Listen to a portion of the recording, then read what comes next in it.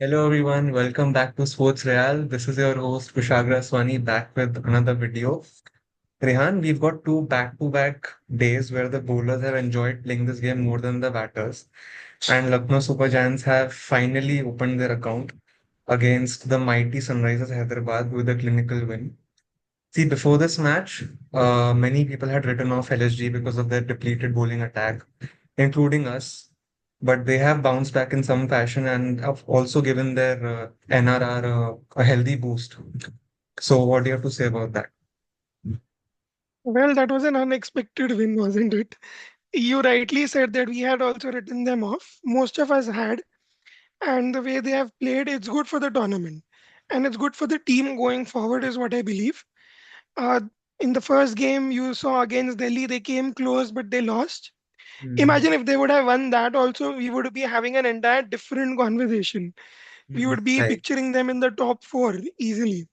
But today's game was really good. They were accurate with the ball. They knew their plans. They were well prepared, and credit to them.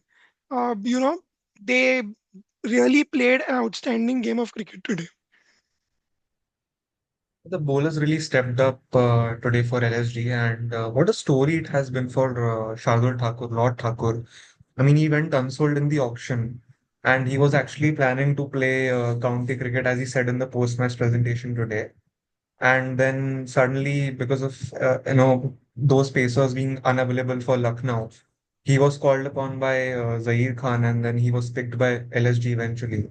So, see, even in the first game, he was pretty good with the ball. He created an impact in the power play overs. He picked up 2 wickets, and today he was absolutely brilliant, picking up 4 crucial wickets up front. So, what do you have to say about his performance? One very good thing about him in this setup is that his role is defined, and that credit goes to Zahir Khan. As you Mm, rightly pointed out, in his post match also, he gave him credit, and he also mentioned the fact that there were teams who had approached him, but he mm, chose Lucknow because it was the first team. So he preferred them over anyone else. And of mm, course, he's a quality bowler. mm. Uh, pretty Not pretty sure why he wasn't picked up in the auction. He has that experience in him. So good to see him perform. But I believe it was an all-round effort with the bowling. Let's not forget what Prince Yadav also did. That was outstanding. He went for seven and over, where 380 runs were scored. So in a game where 380 runs were scored, going at seven was phenomenal. And the wicket of Travis Head was just a joy to watch. But Shardul also had a little bit of luck.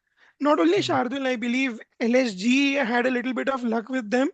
You saw the wicket of Ishan Kishan, and you Yes, saw the drop chance also of yes, Nicholas Pooran. yes. But that did not, turn out to be a very drastic error because he got out eventually. And the run out, obviously, of Klassen. That was probably the turning point.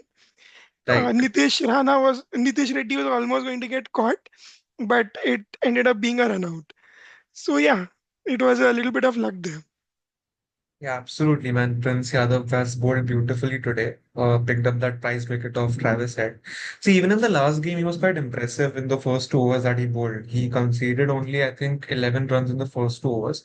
Apart from that, he was taken to the cleaners, but that's fine. I mean, he's a young player. He'll find his way around. And he has stepped up nicely in the absence of Akash Deep and Mayank Yadav. So, do you think LSG's bowling lineup is now shaping up quite well? I mean, it's still a little weak, but as I mentioned yesterday, if they have plans set up, they will perform well as a bowling unit. If you saw the wicket of Abhishek Sharma, it was very well planned. In the power play, you only have two fielders outside the 30 yards. He had exactly placed the right fielder there and bowled the correct bouncer to pick up that wicket. So I believe if they have plans set up, they are a good bowling side. But yeah, they don't have much options. Today, Mm. Maniman and Siddharth did not play, obviously, because there were too many left-handers. But yeah, he was one player that missed out. Now that Avesh Khan is also back, I think that will give them some boost in the bowling lineup. Maybe he can bowl a few overs up front along with Shardul Thakur. So that is something that will give them a lot of confidence. This win. It was a clinical win at the end. See, SRH batters did not come to the party today, but Nicholas Pooran surely did. He scored the fastest 50 for Lucknow in Tata IPL of 18 deliveries. And we've seen him bat at number 5 in other franchises. He's played for Punjab, I think, at 5. And he's also played for Mumbai Indians, but us time pe itna, he didn't burst onto the scene when he was playing for Mumbai Indians. But surely when he played for Punjab, he did create an impact. But he used to bat lower down the order. Now he's batting at number 3 for Lucknow. So how dangerous of a player he is batting at number 3 for other franchises? Well, he adapts very well. If you see, he looks like a number three batter. He takes the game to the opposition. He picks up the ball, the length very quickly. And if you notice about his game, he is equally good against the fast bowlers and the spinners. It Hmm. doesn't matter how the wicket is. He knows his strengths very well, and he plans accordingly. Even if you see in the last game, he played really well. He doesn't care if there are wickets around him. He knows that he can take the game to the opposition, and he Hmm. plays accordingly. So his role is pretty set at number three. And in this team also, I believe that that is the best position for him. He seems comfortable there. Yeah, even Rishabh Pant said in the press conference that it's important to give him that confidence batting at number 3. And Rishabh Pant also said that he would also want that kind of confidence, but it's important that your players also step up, your rest of the players also step up for the team at some point in time. We'll talk about the SRH batting now for a bit. Travis had top scored for Sunrisers Hyderabad today, but the batter who stood out for me was Aniket Verma, uh, scoring 36 runs of what 13, 14 deliveries, I think. He was simply dealing Correct. In sixes and वो 36 runs में से उसने 5 छक्के मारे मतलब 30 run तो उसने सिर्फ छक्कों से ही मारे हैं so he is one player to watch out for in that loaded top order for Sunrisers Hyderabad. Absolutely. The sixes were also huge. It wasn't like Mm. it just cleared the fence. It was Right. like massive sixes, well timed and well placed. And Mm. those were proper cricketing shots. So there is definitely some talent in him. Kudos to the scouting, and Mm. it's a perfect position, I believe, for him. They don't really have much strength in their lower middle order. If you see, Abhinav Manohar is there, but again, he is on and off. He's not that consistent. So having somebody like an Ankit Verma is really good. He batted really well today. Even for me, I believe he was the best batter in the SRH setup. And they somehow scored 190 in Mm. spite of not any player going past 47. So it was like a team Right. contribution. See, 190, we are thinking of it as a low score, but Mm. 190 is still a very decent score Yeah, it's a in pretty a decent T20 score. game. So yeah, that was pretty much about it. The kind of the brand of cricket that SRH have been playing. Do you think at times it will backfire? This approach will backfire because see, their approach is to go out all guns blazing from ball one, and sometimes it may not work. So I find this approach very similar to the baseball approach of England cricket. So do you draw any parallels between the two? Definitely.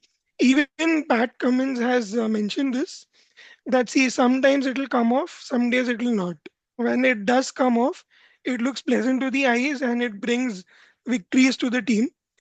But they have to be aware of the cons of the approach with which they are playing. But since it has got them good results and it has built a fan base, if you see over the years, Hyderabad is not was not known to be such a team with such excellent batting power. Mm. Now they have made a name for themselves with the power hitting, and that is the brand that they will follow. Even if they get bundled out for 80, Mm. 100, they'll still have that same approach, is what I believe. So, yeah, you are definitely spot on with the comparison of baseball cricket, Mm. but they'll not change that approach, is what I believe. Right, right. So we'll move on to the Lucknow's batting for now. We'll talk about Abdul Samad. Abdul Samad looked impressive today, finishing things off at the end. And one thing that I heard on commentary, Sunil Gavaskar said that the way Abdul Samad batted today, he has never seen him bat this way for SRH when he was playing at Hyderabad. Uh, so, do you agree with that statement? Not really. See, we all remember that game against Rajasthan. If you Mm. remember Sandeep Sharma bowling Yes, and he yes, yes. finishing. So he has done it in bits and pieces. It's not Mm, been like a fairy tale for him at mm, Sunrisers. mm. He has the potential. We all know that. He has not gone unsold. And the way he played today, the clean hitting that you saw, it shows that there is some talent and potential in him, which wasn't utilized to the fullest at Sunrisers. He didn't even get those many opportunities. You would agree with me on that. But I Yes. believe in Lucknow and going forward, wherever he will play, he will definitely step up his game and score more runs, is what I think. And I think he's gotten role clarity from Lucknow's management as well. And this guy can actually play a finisher's role similar to what Ashutosh Sharma plays for Delhi and what he has played for Punjab as well in the past year. So I think he's crucial for Lucknow's success, batting at 6 or 7. He can prove to be a very good finisher. Uh, Even his domestic numbers, if you see his domestic mm, numbers in the last couple of years for mm, Jammu and Kashmir, it's been very good. He's been mm. at par with the best people playing domestic. So yeah, you are spot on that his role clarity is there and he'll go well this season. All right, so I think we should probably sign an apology form and give it to Rishabh Pant for writing off Lucknow against Hyderabad. But that's pretty much about it for this game. We'll move to the next game tomorrow. It's the Southern Derby between Chennai Super Kings and Royal Challengers Bangalore at Chepauk. And I think again, there is enough been said about this rivalry, and this rivalry has grown over the years, given us some nail-biting finishes, plenty of memories to look back at, and the fan battle is never ending. So, what do you have to say about this rivalry, and what is that one thing that you're looking forward to most in this contest? So firstly, there is one fact. You can correct me if I'm wrong. RCB have not won in Chepauk since 2008. This is what I've heard. I may Could be be wrong. true, could be It could true. be true. So I don't see it as much of a rivalry. It's Hmm. been hyped because of the two players that play for their respective franchise, Right. Virat and Dhoni. Uh, Last year it became a little bit of a dramatic contest because RCB won and they went through the qualifiers.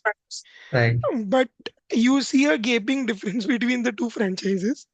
Uh, Coming to tomorrow's game, it could be an evenly matched contest, Hmm. but you are playing at Chepauk. Spin wise, RCB are not that great.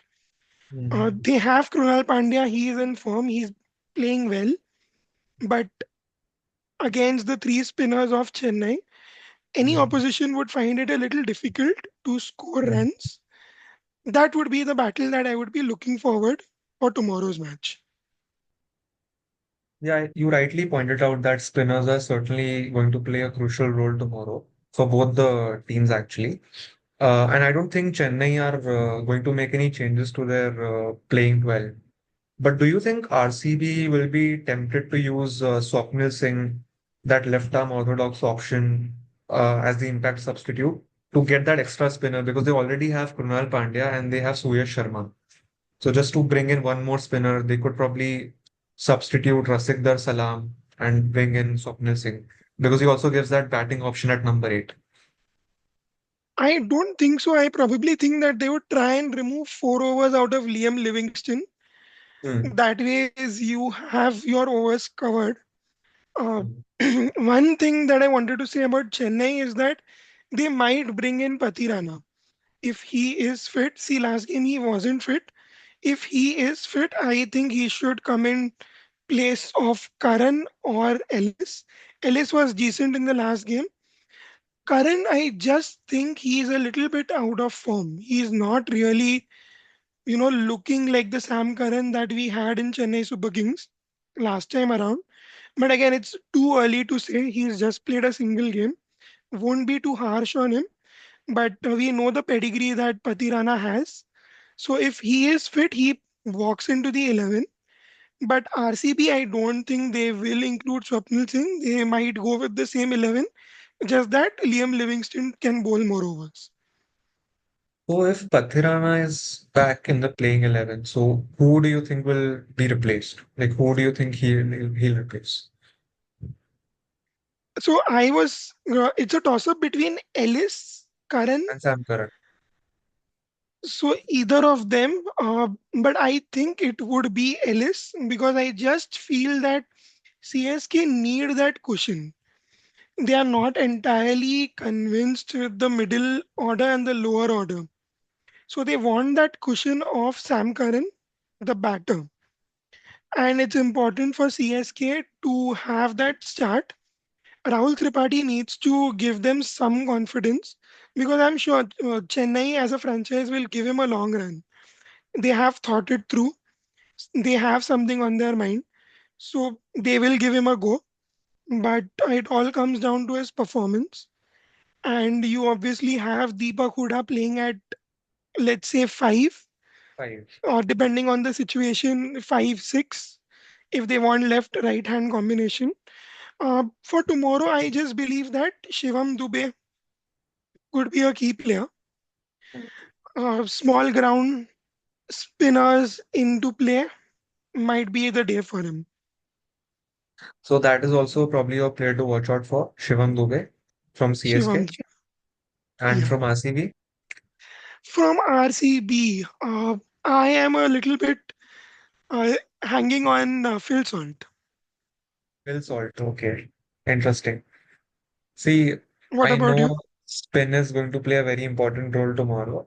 So I'll go with two spinners, not like proper spinners, but I'll go with all-rounders. I would pick Ravindra Jadeja from Chennai, and I would pick Krunal Pandya from RC. I think these two players are going to play a very important role for their teams tomorrow, as spin is one thing that will be very important for these two teams tomorrow. Who do you think going favorites tomorrow? Uh, so I think Chennai start favorites tomorrow because they have those three, four spinner options in them. And RCB के पास भी options हैं ऐसी बात नहीं है but Suyash Sharma when you compare him to let's say Ravindra Jadeja और Ashwin I don't think he matches that quality but leg spinner वाला ऑप्शन है तो obviously he could have an impact tomorrow but purely because of the spin options I would pick Chennai. When you compare the batting of those two sides, I think they are at par. I am a Chennai fan, but I'll still think it is 50-50. I don't know why. I just get that gut feeling that it might be 50-50. Uh, just because I don't know why I'm not convinced with that middle order. It's just that I want them to be in a little bit of form so that it will give me certain confidence going into the tournament. But yeah, two teams both have come off victories, so it'll be a great game. Are you secretly hoping that Thala comes to bat in the 19th Not at over, all. hits those two to Not three sixes in the last over, and finishes the game off for Chennai? not at all. Please do not come. Don't make that situation happen. Just finish the game with the openers with number 4. Just don't come tomorrow. But this could very Let well be his last season. So don't you think? I mean, he should be given that chance to finish that game in Chepauk. finish it after you qualify.